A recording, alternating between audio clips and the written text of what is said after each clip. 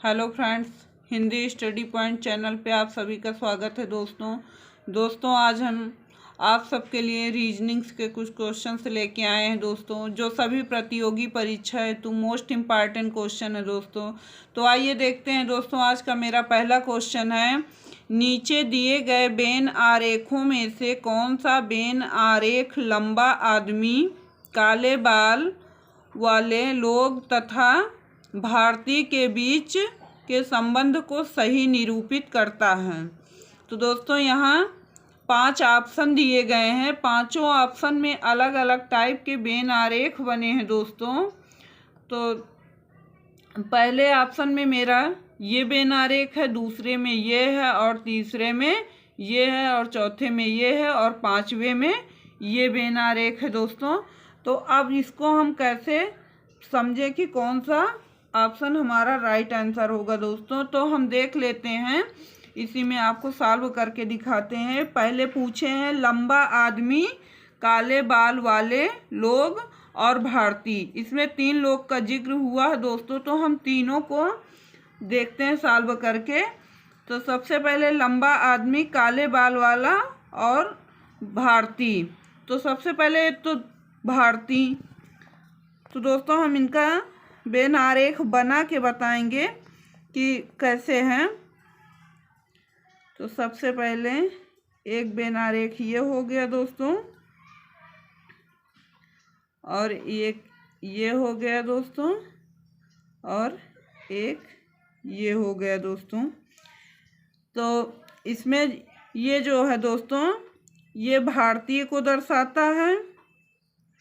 भारतीय, ये वेन आरेख हमारे भारतीय को दर्शाता है।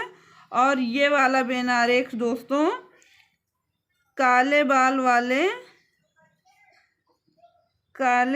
वाले को दर्शाता है।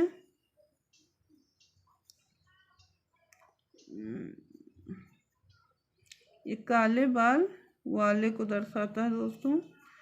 और ये वाला लंबा आदमी को दर्शाता है दोस्तों।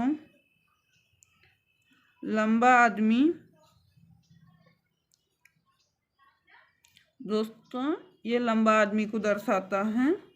तो इस तरह से फिर हमारा ये जो 5वें नंबर पे वेन आरेख है, ये हमारा राइट आंसर होगा दोस्तों। ये 5वां ऑप्शन हमारा राइट आंसर होगा दोस्तों। अब अगला क्वेश्चन देखते हैं।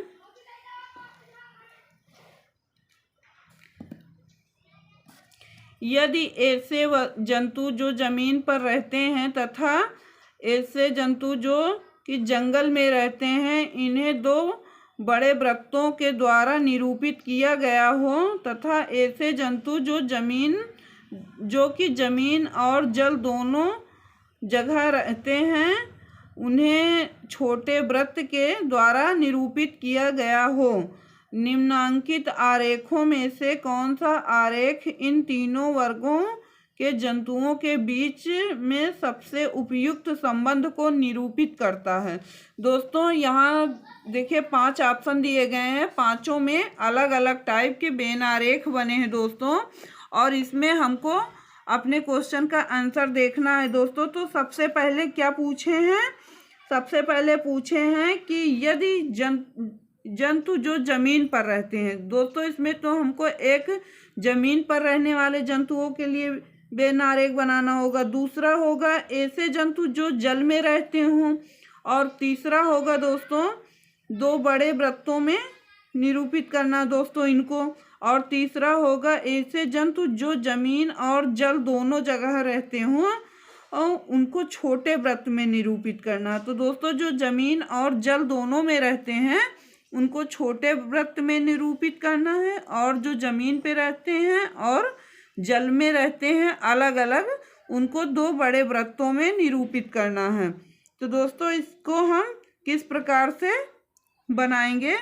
तो इसका दोस्तों हमारा बी ऑप्शन, दूसरा नंबर राइट आंसर होगा दोस्तों। तो पहले तो ये हो गया हमारा जमीन पर रहने वाले, और दूसरा हो गया जल में रहने वाले, और फिर तीसरा हो गया जो जल और जमीन दोनों में रहते हैं वो हमारा तीसरा हो गया दोस्तों।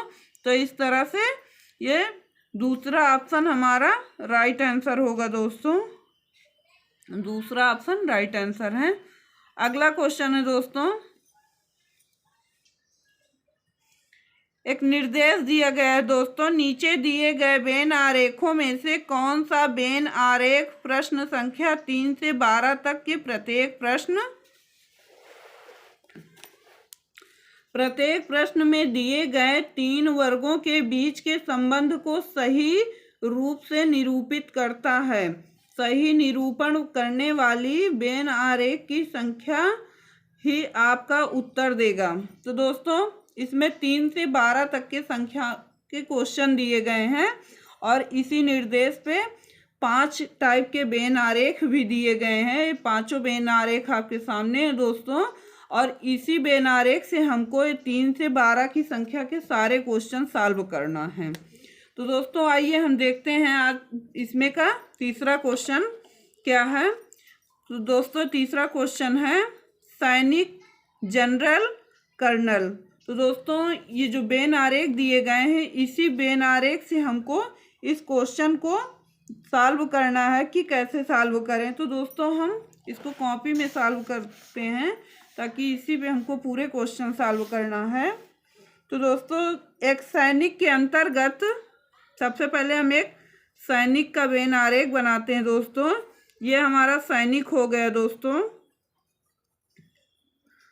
ये सैनिक का वेन आरेख हो गया। अब इसी के अंतर्गत दोस्तों हम कर्नल को ले आएंगे। एक सैनिक के अंतर्गत दोस्तों कर्नल और जनरल दोनों आते हैं। तो ये तो हमारे हो गए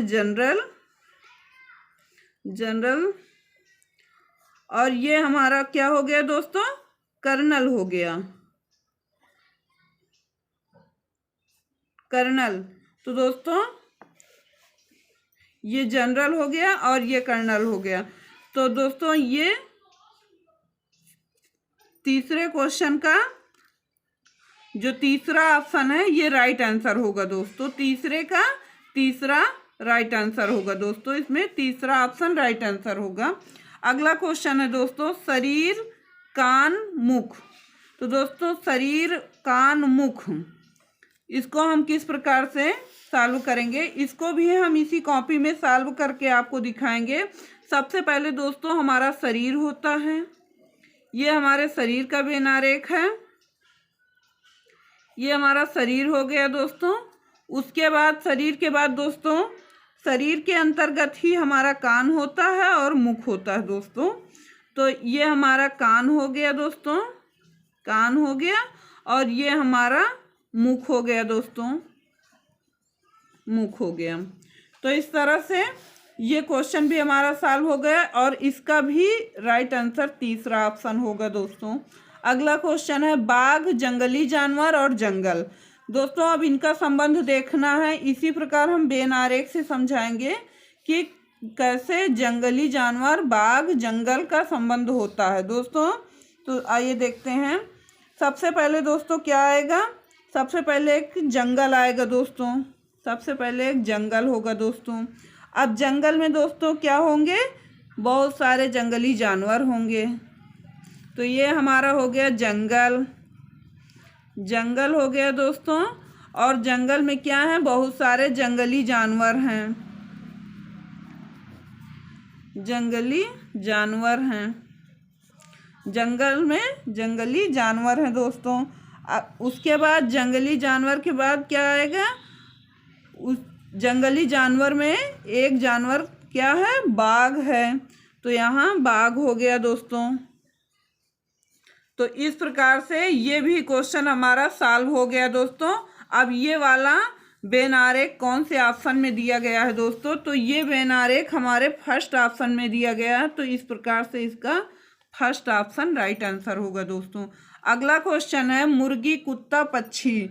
अब इन तीनों का दोस्तों देखना है कि कैसे क्रम में लाया गया है और इसका राइट आंसर कौन सा वेन आरेख होगा दोस्तों। तो इसको भी हम कॉपी पे सॉल्व करके दिखाते हैं दोस्तों। तो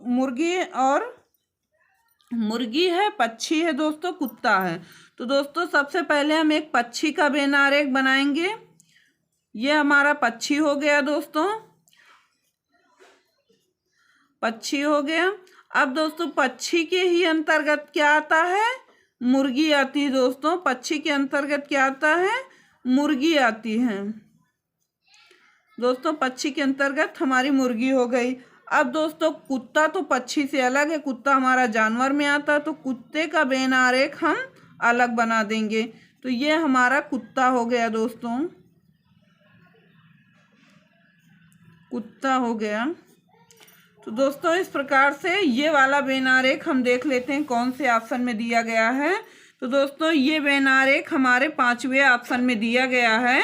तो ये हमारा छठे क्वेश्चन का राइट आंसर कौन सा ऑप्शन होगा दोस्तों, 5वां ऑप्शन होगा। अगला क्वेश्चन है दोस्तों, विद्यार्थी लड़का और लड़की का संबंध देखना है दोस्तों, और इसका भी हम सॉल्व करके दिखाते हैं तो पता चलेगा कौन सा बेन आरेख इसका राइट आंसर होगा दोस्तों। तो दोस्तों सबसे पहले एक विद्यार्थी होता है, ये हमारे विद्यार्थी भाई साहब हैं, और विद्यार्थी के ही अंतर्गत दोस्तों लड़का भी आता है और लड़की भी आती है। तो विद्यार्थी के अंतर्गत ये कौन आ गए हैं, लड़का आ गए हैं। विद्यार्थी के अंतर्गत लड़का आ गया है और विद्यार्थी के अंतर्गत ही लड़की आ गई है दोस्तों।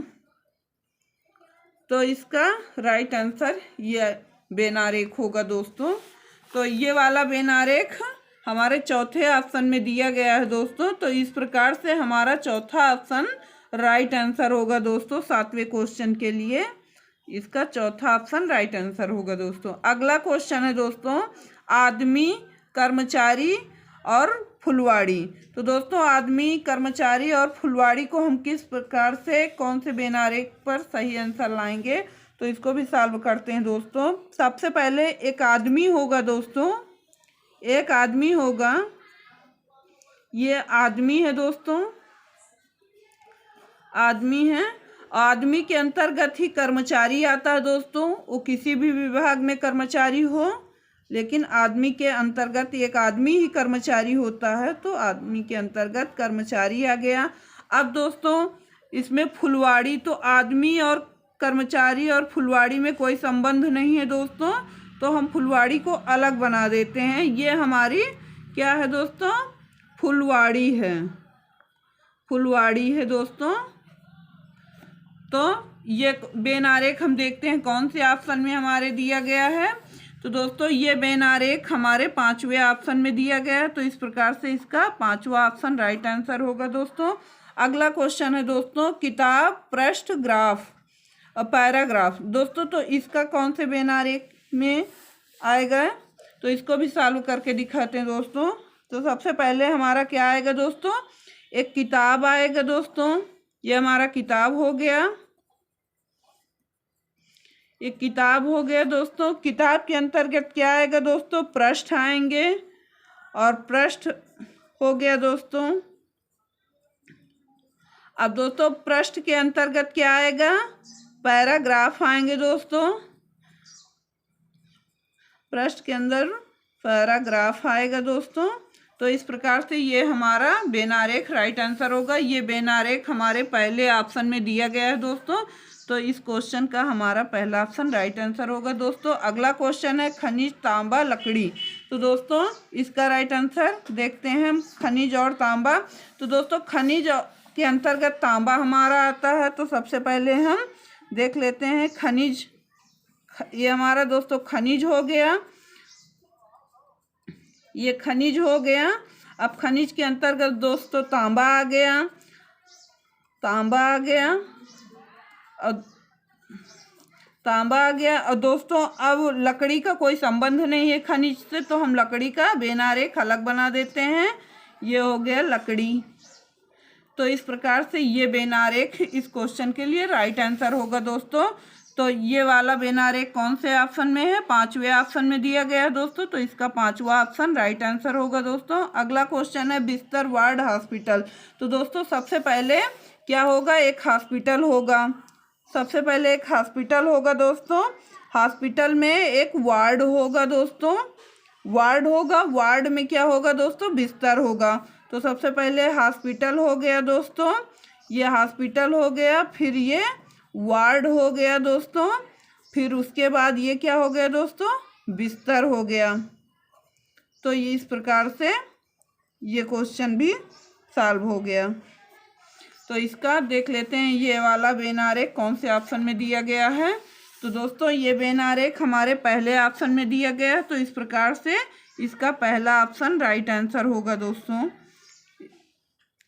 अगला क्वेश्चन है अनाज, गेहूं, चावल। तो दोस्तों इसको देखते हैं हम सॉल्व करके। अनाज, गेहूं, चावल। सबसे पहले दोस्तों हम अपने अनाज का एक चित्र बना लेते हैं। ये हमारा अनाज हो गया, ये हो गया अनाज, और अनाज के अंतर्गत क्या आ गया दोस्तों? गेहूं आ गया। ये हमारा गेहूं हो गया, गेहूं हो गया, और उसके अंतर्गत क्या आएगा दोस्तों? अब इसी के अंतर्गत चावल भी आ जाएगा। तो चावल हो गया दोस्तों। तो अनाज के अंतर्गत दोस्तों गेहूं भी आता है और चावल भी आता है।